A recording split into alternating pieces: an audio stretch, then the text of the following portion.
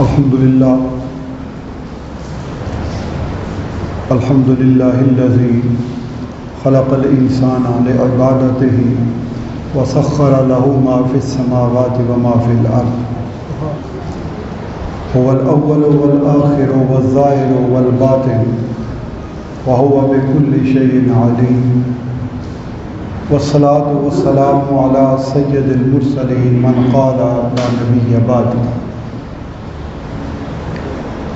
ارسل الله بالهدى ودين الحق ليظهره على الدين كله وجعله رحمة للعالمين وبالمؤمنين رؤوف رحيم اما بعد فاعوذ بالله من الشيطان الرجيم بسم الله الرحمن الرحيم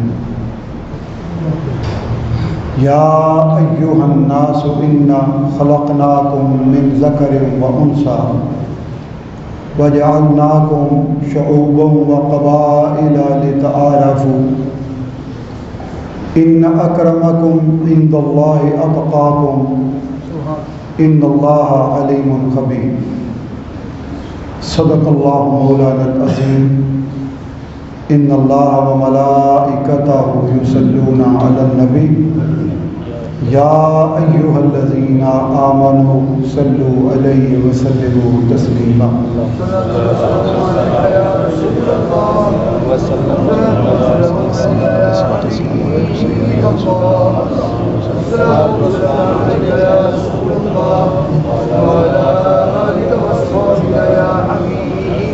حضرات محترم سامعین ذی وقار،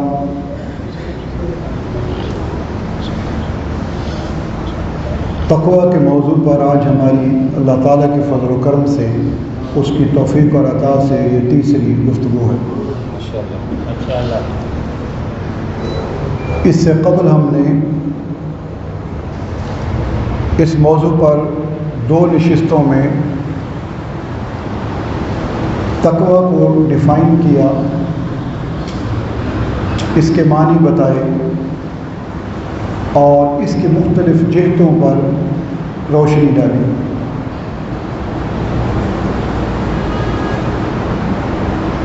آپ کی یاد دہانی کے لیے عرض کیے دیتا ہوں کہ اللہ تعالیٰ کی ناراضگی کے خوف کو دل میں رکھنا، اس کا نام تقوی ہے۔ یہ مختصر اور جامع تعریف ہے کہ اللہ تعالیٰ کی ناراضگی کے خوف کو دل میں رکھنا، یہ تقوی ہے، اور اللہ تعالیٰ کی ناراضگی کے خوف سے برے راستے کو ترک کرنا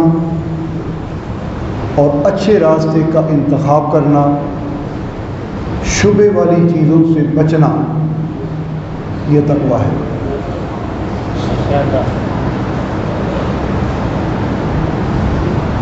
ہم نے عام زندگی میں، عام گفتگو میں یہ دیکھا کہ تقوی کا معنی ہے بچنا، حفاظت کرنا اور پرہیز کرنا،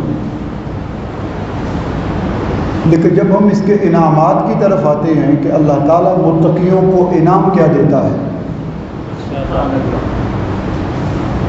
تو عقل دنگ رہ جاتی ہے کہ دینے والے نے اپنی عطا اور کرم کے اتنے دروازے کھول دیے کہ اس کی طرف سے متقیوں کے لیے کسی چیز کی کوئی کمی نہیں ہے۔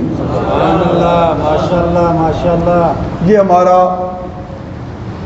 موضوع آگے آئے گا، میں آپ کو بتاؤں گا کہ متقین کے لیے انعامات کیا ہیں۔ آج میرا فوکس صرف ایک نقطے پر ہے۔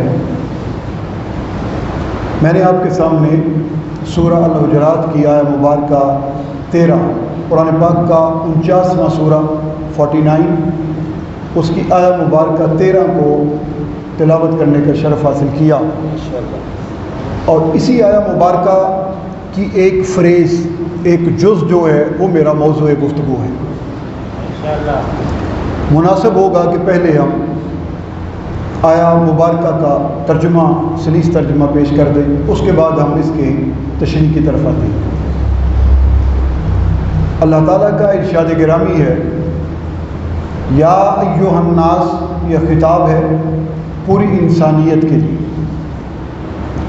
اس میں تخصیص نہیں ہے صاحبان ایمان کی اور کفار و مشرکین کی۔ اللہ تعالیٰ نے ساری انسانیت کو خطاب کر کے اعلان فرمایا ہے کہ انا خلقناکم من ذکر و انثی، بے شک ہم نے تمہیں تخلیق کیا، پیدا کیا ایک مرد سے اور ایک عورت سے، وَجَعَلْنَاكُمْ شُعُوبًا وَقَبَائِلَ، اور پھر تمہارے بنائے گروہ اور قبیلے۔ یا اللہ کیوں بنائے گروہ اور قبیلے؟ فرمایا لِتَعَارَفُوا، تاکہ تمہارا تعارف ہو جائے، تمہیں ایک پہچان مل جائے، ایک تعارف مل جائے، انٹروڈکشن تمہارا ہو جائے، تمہاری ریکگنیشن ہو جائے، تمہاری آئیڈینٹیفیکیشن ہو جائے کہ تمہارا قبیلہ کیا ہے، تمہارا گروہ کیا ہے، یہ بنا کے تاکہ تمہارا تعارف ہو جائے۔ اتنی بات کرنے کے بعد اگلی فریز میں اللہ تعالیٰ فرماتا ہے ان اکرمکم عند اللہ اتقاکم، بے شک تم میں سب سے زیادہ مرتبے والا، عزت والا، برتری والا، عظمت والا، اکرام والا وہ ہے جو سب سے زیادہ اللہ کے نزدیک متقی ہے۔ اب آپ نے دیکھا کہ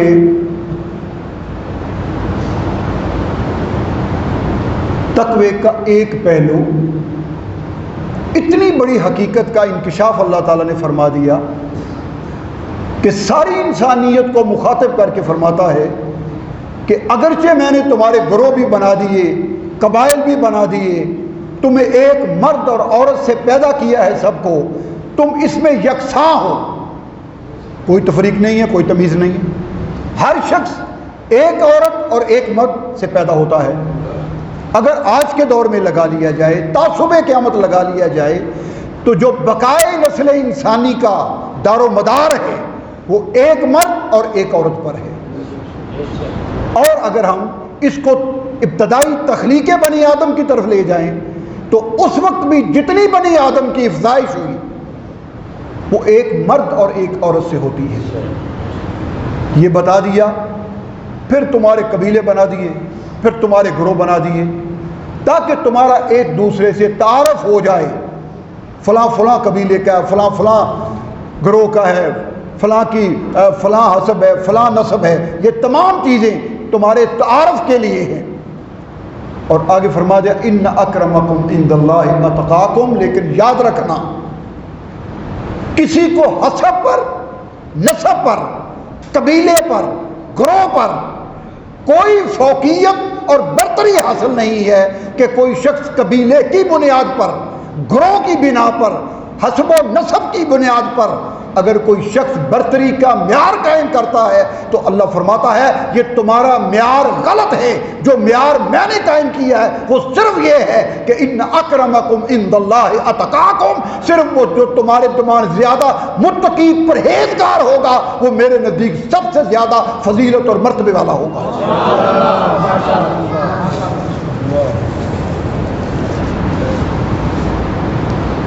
اس میں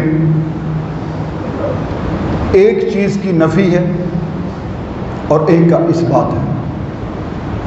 اب میں آ رہا ہوں اس آیہ مبارکہ کی تشریح اور تفسیر کی طرف۔ اس میں ایک پہلو کی نفی ہے اور اس آیہ مبارکہ میں ایک کا اس بات ہے۔ نفی کس کی ہے؟ نفی ہے اپنے قبیلے، گروہ، حسب و نسب پر فخر کرنا، اس کی نفی ہے۔ کوئی تفاخر نہیں ہے، کوئی برتری نہیں ہے، کوئی مرتبہ نہیں ہے۔ ہاں وہ مرتبہ، وہ مقام، وہ فضیلت جو اللہ نے خود کسی کو عطا کر دی ہو، کسی قبیلے کو، کسی گروہ کو، کسی خاندان کو، کسی خون کو اگر اللہ نے اور اس کے رسول نے کوئی برتری عطا فرما دی ہے تو یہ اس کا دے، اس کی دین ہے، یہ بندوں کی تفویض کردہ نہیں ہے۔ اور جس طرح کہا جاتا ہے دنیا میں جب لیجسلیشن ہوتی ہے، جب لیجسلیشن کا ڈرافٹ تیار ہوتا ہے، کسی پارلیمنٹ میں قانون پاس ہونا ہوتا ہے، تو اس میں ایک ہوتا ہے جنرل کلازز، عمومی اصول،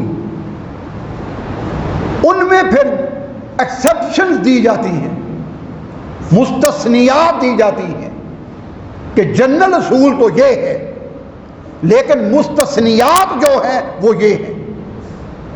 یہ ایک خوبصورتی ہے ترتیب قوانین کی، لیجسلیشن کی، اصول الفقہ کی، یہ ایک بہت خوبصورتی ہے کہ اس میں ایکسیپشن دی جاتی ہے۔ حکم کیا ہے کہ غسل اور وضو یہ پانی سے ہوگا، یہ عمومی حکم ہے۔ یہ کیا ہے؟ عمومی قاعدہ، عمومی حکم ہے کہ غسل اور وضو ہمیشہ پانی سے ہوگا، لیکن ایکسیپشن آ گئی کہ اگر پانی نہ ہو تو فتیمموا، تو پھر تیمم کر لو، یہ ایکسیپشن آ گئی۔ بندہ کسی نے مارا، مرڈر کمٹ ہوا، قتل ہوا، اس کی سزا 302 کے تحت قصاص ہے۔ یہ عمومی شک ہے، جنرل پرنسپل ہے، جنرل قاعدہ ہے، جنرل قانون ہے، لیکن ایکسیپشن آ گئی 306 کی کہ اگر قتل عمد نہیں ہے، قتل خطا ہے، تو ایکسیپشن آ گئی۔ بس سمجھ آ گئی؟ اسی طرح اگر تم نماز 5 وقت کا پڑھنے کا حکم ہے، 5 وقت پڑھنے کا حکم ہے، یہ عمومی حکم ہے۔ اور جو رکعتیں اللہ کے رسول نے متعین فرما دی وہ عمومی حکم ہے۔ نہ کوئی فجر کی 2 کو 3 کر سکتا ہے، نہ 1 کر سکتا ہے، نہ ظہر کی 4 کو 3 کر سکتا ہے، نہ 5 کر سکتا ہے، نہ عصر کی 4 کو 2 کر سکتا ہے، نہ 5 کر سکتا ہے، نہ مغرب کی 3 کو 4 کر سکتا ہے، نہ 2 کر سکتا ہے، نہ عشاء کی 4 کو 5 کر سکتا ہے، نہ 3 کر سکتا ہے۔ عمومی اصول یہ طے پا گیا کہ جو اللہ کے رسول نے تعین فرما دیا وہی رہے گا۔ لیکن ایکسیپشن آ گئی، استثناء آ گیا۔ وہ کیا ہے کہ اگر تم سفر میں ہو تو پھر قصر کر لو، پھر کیا کر لو؟ قصر کر لو۔ حکم ہے کہ فمن شہد منکم الشہر فلیصمہ، جو کوئی تم میں ماہ رمضان کا مہینہ پائے وہ اس کے روزے رکھے۔ یہ عمومی حکم ہے، عمومی شک ہے، جنرل کلاز ہے، جنرل پرنسپل ہے، لیکن مستثنیات آ گئی۔ بیمار ہو تو چھوڑ دو، مسافر ہو تو چھوڑ دو، عذر شرعی ہے تو چھوڑ دو، مستثنیات آ گئی۔ بات سمجھ آ گئی ہے نا؟ اب آئیں آیت کی طرف، آیت کی طرف آئیں۔ آیت کیا کہتی ہے؟ آیت کہتی ہے کوئی قبیلہ، کوئی گروہ، کسی کو کوئی حق نہیں ہے کہ وہ اپنے فخر اور برتری کا اعلان کرے۔ اے گروہ انسانیت، تمہارے گروہ بنا دیے، تمہارے قبیلے بنا دیے، لیکن یہ گروہ اور قبیلے حسب و نسب یہ تمہیں برتری کے مقام پر فائد نہیں کر سکتا۔ لیکن مستثنیات آ گئی، مستثنیات آ گئی۔ اللہ اور اللہ کے رسول نے فرمایا ایک خاندان ہے کہ جس کو اپنے لہو پر، اپنے خون پر، اپنے نسب پر جس کو فخر ہے اور برتری ہے، اور وہ خاندان مصطفیٰ کریم ہے۔ نعرہ تکبیر، نعرہ رسالت، نعرہ حیدری، نعرہ غوثیہ۔ اور یاد رکھنا یہ برتری صرف دنیا میں نہیں ہے، احادیث کو اٹھا کر پڑھ کے دیکھیں، یہ برتری نسب مصطفیٰ کی یہ صرف دنیا تک نہیں ہے. میرے نبی نے فرمایا قیامت کا روز سب سے پہلے میں جن کی شفاعت کروں گا وہ میرا خاندان ہوگا.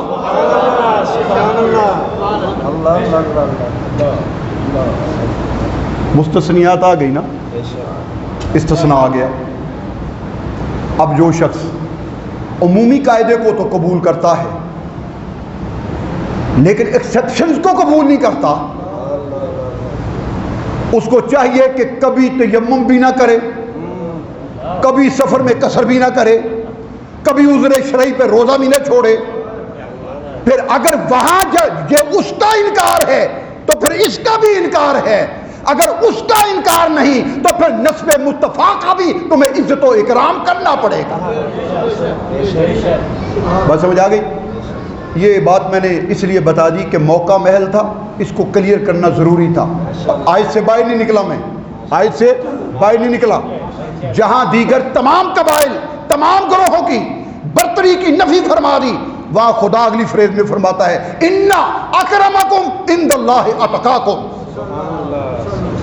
اللہ کے نزدیک تم میں سب سے زیادہ مرتبے والا, عظمت والا, برتری والا, فضیلت والا وہ ہے جو اللہ کے نزدیک سب سے زیادہ متقی و پرہیزگار ہے. ان اللہ علیم خبیر, بے شک اللہ جاننے والا اور خبر رکھنے والا ہے. واہ, قربان جاؤ. میں اکثر اپنے سامعین کو مختلف محافل میں, درس قرآن کی محفلوں میں یہ قرآن فہمی کا نقطہ بیان کر چکا ہوں. میں پھر دہرا دیتا ہوں, کچھ نئے لوگوں کی سمجھ میں آ جائے گا. میں کہا کرتا ہوں کہ قرآن پاک کی آیہ مبارکہ کے آخر میں ایک چھوٹی سی فریز ہوتی ہے, وہ پوری آیت کا نچوڑ ہوتی ہے. اس کو کبھی آپ نے نظر انداز نہیں کرنا. اگر قرآن فہم چاہتے ہیں, سیکھنا چاہتے ہیں, تو ان لوگوں کے لیے عرض ہے اس کو کبھی نظر انداز نہیں کرنا. وہ پیچھے جو مضمون چل رہا ہے آخر میں جس کو کہتے ہیں نا ٹھپا لگانا, سمجھ آ گئی؟ جس کو کیا کہتے ہیں ٹھپا لگانا. چلو کیا بات یاد آ گئی, ٹھپے سے یاد آ گئی, ٹھپے سے یاد آ گئی بات. سنو, جب کوئی مصنف اپنی تحریر لکھتا ہے تو پیچھے سے وہ لے کے بیک گراؤنڈ کو چلتا ہے. جتنے کانٹینٹس آف رائٹنگز ہوتے ہیں ان کو آپ پڑھیں تو جو اس کا خلاصہ ہوتا ہے, سینٹرل آئیڈیا, مین ایسنس ہوتا ہے, وہ آخری کنکلیوڈنگ پیرے میں جا کے وہ بیان کر دیتا ہے. یہ انداز ہے نا, ایک شاعری کا بھی یہی انداز ہے, شاعری کا بھی یہ انداز ہے. شاعر پہلے مطلع سے لے کر مقطع تک ایک فلو ہوتا ہے, اس کے آئیڈیاز کا, خیالات کا, تصور کا ایک فلو ہوتا ہے مطلع سے لے کر مقطع تک. اور جو آخری شعر ہوتا ہے, آخری شعر 2 مصروں پر, اس میں کنکلیوڈ کر دیتا ہے پورے مضمون کو. بس سمجھ آ گئی؟ اب سنیں میں عشق کی دنیا میں کہاں آپ کو لے کے جا رہا ہوں. جب علامہ اقبال رحمۃ اللہ تعالی علیہ نے شکوہ جواب شکوہ لکھا, شکوہ بھی پڑھے اور پھر جواب شکوہ بھی پڑھے, آپ دونوں پڑھیں. ان میں شکوے میں ایک فلو ہے, ایک فلو ہے. وہ فلو کیا ہے؟ وہ فلو ایسے جا رہا ہے, ایسے جا رہا ہے نیچے سے اوپر. شکوہ ہے نا, بندے کا شکوہ کس سے ہے؟ تو یہ ایسے جائے گا نا. میں نے ایک دفعہ ایک بندے کی اس غلطی کو میں نے تصحیح کر دی. میں نے کہا یاد رکھنا, جب خدا اور بندے کی کمیونیکیشن ہوتی ہے نا تو بندے کی طرف سے ایسے ہوتی ہے, خدا کی طرف سے ایسے ہوتی ہے. بات یاد آ گئی؟ ہاں, یہ بندے کی طرف سے ہو تو پھر ورٹیکل ہوتی ہے, ہاریزنٹل ہوتی ہے, اسینڈنگ آرڈر میں ہوتی ہے, اور جب اللہ کی طرف سے ہو تو ڈسینڈنگ آرڈر میں ہوتی ہے. بات سمجھ آ گئی؟ باتوں سے باتیں نکل رہی ہیں. بس میرے جیسے عام سے مقرر کی یہی بات ہوتی ہے کہ کبھی ادھر نکل گیا کبھی ادھر نکل گیا. اوپر اور نیچے بات سمجھا کیا کہہ رہا ہوں؟ اوپر اور نیچے، اوپر اور نیچے. میرے نبی نے فرمایا اوپر والا ہاتھ نیچے والے سے بہتر ہوتا ہے. کیا کہا؟ اوپر والا ہاتھ نیچے والے سے بہتر ہوتا ہے.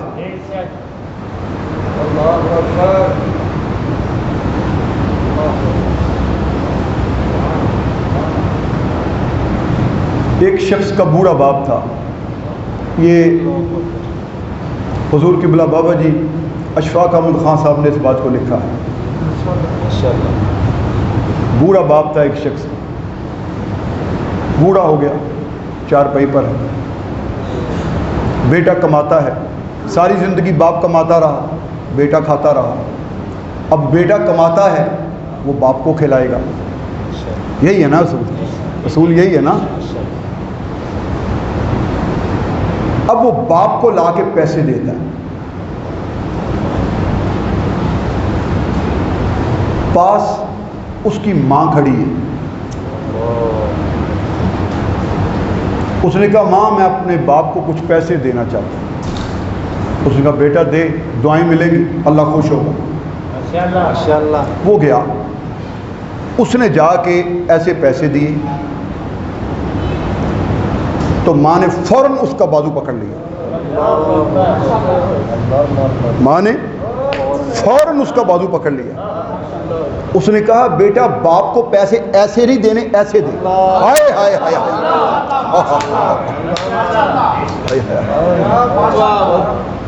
باپ کو پیسے.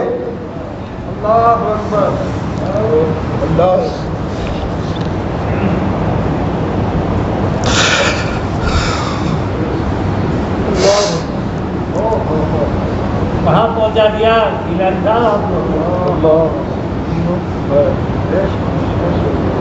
نعرہ تکبیر، نعرہ رسالت، نعرہ رسالت،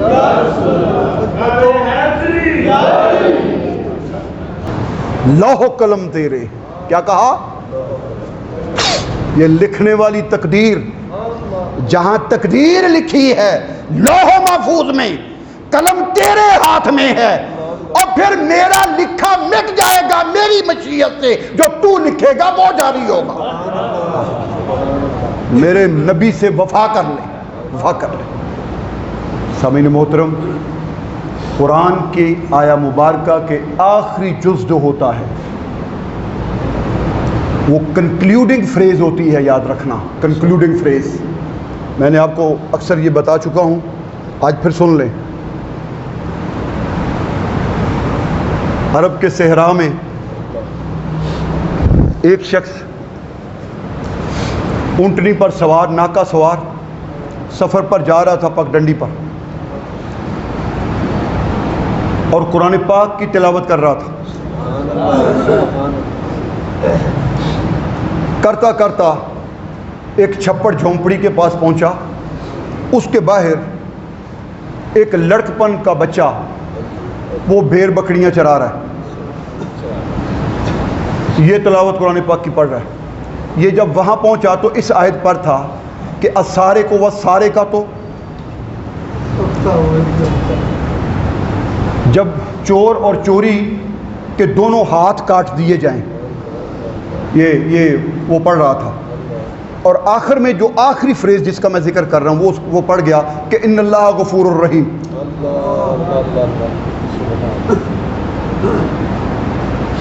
اب یہ گزر رہا ہے پڑھتا پڑھتا، وہ بچے نے وقف، رک جا یار آکے منکف، رک جا اے سوار رک جا. وہ رک گیا. اس نے اونٹنی کی بار کھینچ کہ ماذا تلک مسئلہ، تینوں کی مسئلہ ہے؟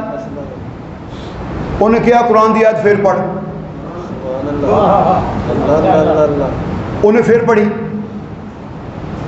انہیں کیا تو غلط پڑھنا پہ، انہیں کیا تو غلط پڑھنا پہ. انہیں کیا میں تے اپنے والوں صحیح پڑھنا پیا. انہیں کیا نہیں غلط ہے. انہیں کیا صحیح کی ہے. انہیں کیا جرا تو اے پڑھنا پہ ان اللہ غفور الرحیم، یہ غلط ہے. ایتھے نہیں آਉਂدا، ایتھے نہیں آਉਂدا۔ انہیں دہرایا نا، انہیں کیا، میں پتہ چل گیا اے تے آیت غلط میں پڑھ گیا، اے تے واقعی ایتھے نہیں ہے، ان اللہ غفور الرحیم۔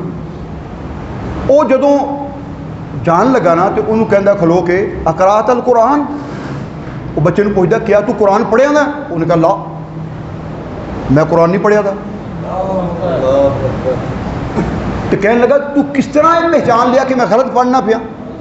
انہیں کہا پیچھے تے تو کہنا پیا کہ چور تے چورنی دے ہاتھ کٹ دیو، تے اگے کہنا پیا کہ ان اللہ غفور الرحیم۔ جو غفور الرحیم ہے تے پھر وہ ہاتھ کٹن دا کیوں حکم دیندا؟ یہ ہو ہی نہیں سکتا کہ پیچھے کہے ہاتھ کٹ دیو تے اگے کہے میں غفور الرحیم ہے۔ اور غفور الرحیم اوتھے کہے گا جتھے انہیں معاف کرنا ہے۔ وہ کہندا میں سو کنٹری تو اتریا، اتر کے وہ ہاتھ چومے، میں کہا میں تیرے جنہ بڑا عالم دیکھیا ہی کوئی نہیں، دیکھیا ہی کوئی نہیں۔ ہن تسی ایتھے دیکھو پیچھے سے آئی چل رہی ہے کیا؟ یا ایھا الناس انا خلقناکم من ذکر و انثی وجعلناکم شعوبا وقبائل لتعارفوا ان اکرمکم عند اللہ اتقاکم ان اللہ علیم خبیر۔ وہ کہندا تواڈے قبیلے بنائے تے گروہ بنائے تے تانوں ایک مرد تے عورت تو پیدا کیتا تاکہ تہاڈی پہچان ہو جائے، لیکن یاد رکھنا تہاڈے چوں میرے نزدیک سب تو زیادہ عزت والا وہ ہے جیڑا سب تو زیادہ متقی ہے، سب تو زیادہ متقی ہے، متقی ہے۔ تقوی جہدے کول سب تو زیادہ ہے وہ سب تو زیادہ عزت والا ہے، لیکن تقوی دا مقام دل ہے۔ کیا میں نے عرض کیا؟ میں دیکھیں آپ کو کہاں لے کے جا رہا ہوں، تقوی کا مقام دل ہے۔ میرے نبی نے فرمایا التقوی ہا ہونا، التقوی ہا ہونا، التقوی ہا ہوا وکانا یشیرو الی صدری۔ میرے نبی نے فرمایا تقوی ایتھے جے، تقوی ایتھے جے، تقوی ایتھے جے، اور اپنے سینے مبارک دی طرف انگلی نال اشارہ فرمایا ایتھے تقوی ہے۔ ہن مینوں اے دسو ایس مجمع چ کھولو ہاں دل تے دیکھو ہاں تقوی، پہچان سکدے ہو؟ کوئی دل چ وڑے ہے؟ کوئی دل چ جا سکے ہے؟ کوئی دل دا آئینہ کوئی نہیں؟ تے او کہندا ان اللہ علیم خبیر، کہندا میں جاننا، ہائے کہندا مینوں علم بھی ہے تے مینوں خبر بھی ہے کادی کہ کدے دل وچ تقوی ہے۔ بات سمجھ آ گئی؟ یہ کیوں آخر میں کہا گیا؟ کیوں کہا گیا؟ انہیں کہا ہمیں ایک دوسرے تے فتوے نہ لاندے پھر دیو، ہاں ممبراں تے بہ کے تے ادھر ادھر بہ کے تے مجلساں وچ فتوے لاوندا رہو، او نہیں چنگا تے او برا تے او بھڑا تے او بد تے او اچھا، ایویں نہ فتوے لایا۔ وہ کہندا ان اللہ علیم خبیر، او میں خبر بھی رکھنا تے میں علم بھی رکھنا کدا دل متقی ہے تے کدا نہیں۔ بات سمجھ آ گئی؟ سامعین محترم، تقوی معیار فضیلت انسانی، تقوی کیا ہے؟ معیار فضیلت انسانی تقوی ہے۔ دیکھیں انسان نے اپنے معیار بنا دی، اپنے معیار، فضیلت کے اپنے معیار۔ ایک شخص تخت پر بیٹھا، اقتدار ملا، منصب ملا، حکومت کرنے لگا، لوگوں کو کہتا دیکھو میرا رب مجھ پر راضی تھا اس لیے مجھے تخت پر بٹھا دیا۔ ایک شخص کسی عہدے پر فائز ہوا، کہتا دیکھو میرا رب مجھ سے راضی ہے اس لیے مجھے عزت عطا کر دی۔ ایک شخص کو دولت اس کے پاس آ گئی، کہا دیکھو میرا رب راضی ہے اس لیے دولت میرے پاس آ گئی۔ ایک شخص شہرت کی بلندیوں پر پہنچ گیا، کہتا دیکھو میرا رب راضی ہے اس لیے مجھے شہرت عطا ہو گئی۔ رب کہتا ہے تیرے دعوے بھی جھوٹے، تیرا معیار بھی جھوٹا، تیرا قول بھی جھوٹا۔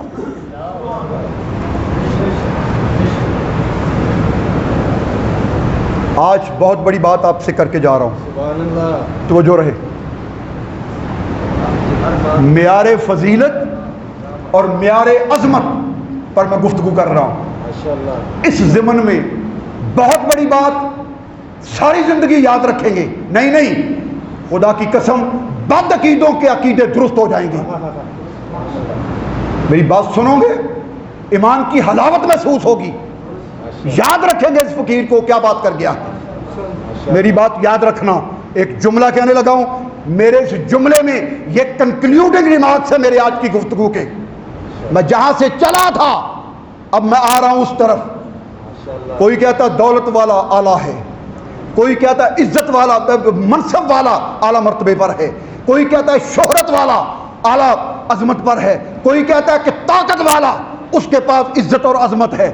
رب نے کہا تمہارے معیار بھی جھوٹے، تمہارا قول بھی جھوٹا، اور یہ تمہارے بیان بھی جھوٹے ہیں. میں بتاتا ہوں ان اکرمکم عند اللہ اتقاکم، میرے نزدیک عزت والا وہ ہے جو سب سے زیادہ متقی ہے. اب سنو جملہ. ماشاءاللہ. غربت، بھائی توجہ رہے، میں سب کو اٹینٹو کرنا چاہتا ہوں، میرا جملہ اوپر سے نہ گزرے. غربت یہ سزا نہیں ہے اور امارت انعام نہیں ہے. کیا سمجھے گے آپ؟ ہاں. غربت سزا نہیں ہے. سن لو سارے لوگ، فرام رائٹ ٹو لیفٹ، اوپر نیچے سب سن لو. غربت سزا نہیں ہے اور امارت انعام نہیں ہے. ممکن ہے جو غربت کی جھونپڑی میں ہو اور اللہ کے ہاں عزت والا وہ ہو، اور ممکن ہے جو امارت کے محل میں ہو وہ اللہ کی ناراضگی میں ہو.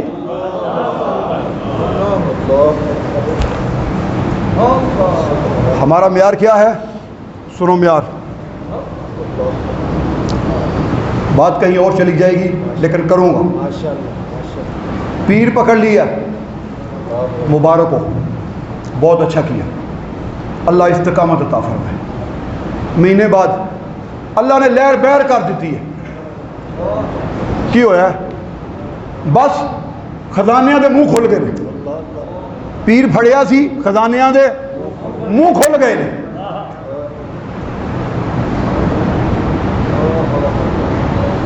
تصوف کی دنیا کا سب سے بڑا فراڈ،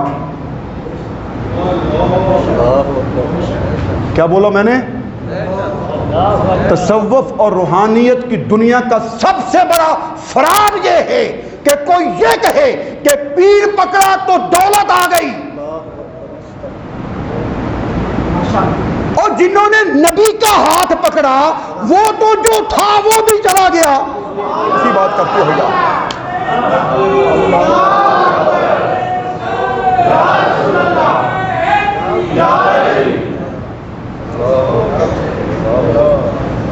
کیا معیار بنا کے بیٹھے ہو ہیں؟ یہ معیار ہے کہ پیر پکڑاتے دولت دے خزانے کھل گئے. کی ہویا؟ وہ پہلے 100 آندا سی ہن 1000 آندا ہے. کتھوں آندا ہے یہ نہیں پتا. ہیرون ویچنا ہے،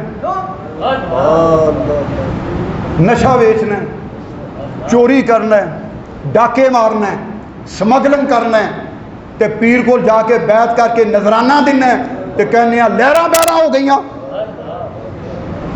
اور اتھے جدی پشتی تاجر، لکھاں درہماں دے مالک، باغاں دے مالک، جگیراں دے مالک میرے نبی دے ہاتھ چا ہاتھ دیتا کہ کیا سرکار سارا قربان ہے، سارا قربان ہے. اور جنہاں دے لنگر تو لوکی کھاندے سن اور انہاں دے پیٹاں اُتے پتھر بندے لوکاں دیکھے. تم کیا معیار سیٹ کر کے بیٹھے ہو؟ میں بتاتا ہوں آپ کو معیار کیا ہے. مرشد پکڑا، سنو معیار. ہاں بھائی انجم شکیل مرشد پکڑا، خیر مبارک ہو. استقامت اللہ عطا کرے بھائی 5 وقت کا نمازی بن گیا ہائے ہائے ہائے کیا کہا 5 وقت کا نمازی بن گیا جھوٹ چھٹ گیا غیبت چھٹ گئی حرام چھٹ گیا نظر دی بے حیائی مک گئی پیر پھڑیا کیا بات ہے بلے بلے بھائی یہ ہے معیار کیا کہا یہ ہے معیار تصوف و روحانیت کا یہ ہے معیار غربت میرا دل کرتا ہے میں وجد میں آ کے یہ جملہ کہتا رہوں ہائے غربت سزا نہیں ہائے ہائے ہائے ہائے اور اللہ ناراض ہو گیا کی ہویا ہے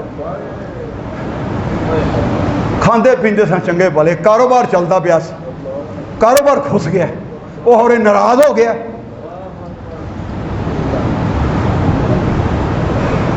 نکلو اس معیار سے سنو معیار بتاؤں آخری لمحے معیار بتا کے اجازت چاہوں گا ایک شخص میرے نبی کے پاس آیا عرض کی یا رسول اللہ مجھے آپ سے عشق اور پیار ہو گیا کیا کہا مجھے آپ سے عشق اور فرمایا پھر تیار رہنا ہائے فرمایا پھر تیار رہنا تمہاری طرف اس طرح طوفان آئیں گے جس طرح پہاڑ سے پتھر لڑکتا ہے کرو انتخاب بیٹھے بیٹھے مسجد میں اللہ کے گھر میں کرو انتخاب نبی کی محبت چاہیے کہ دولت چاہیے سامعین محترم تقوی کا معیار اللہ کے نزدیکی بزرگی عظمت کا معیار کیا ہے تقوی بولو کیا ہے تقوی سامعین محترم ہماری گفتگو جاری ہے انشاءاللہ اگلے جمعہ کو میں ایک نئے موضوع کے ساتھ اسی حوالے سے آپ کے سامنے حاضر ہوں گا وآخر دعوانا الحمدللہ رب العالمین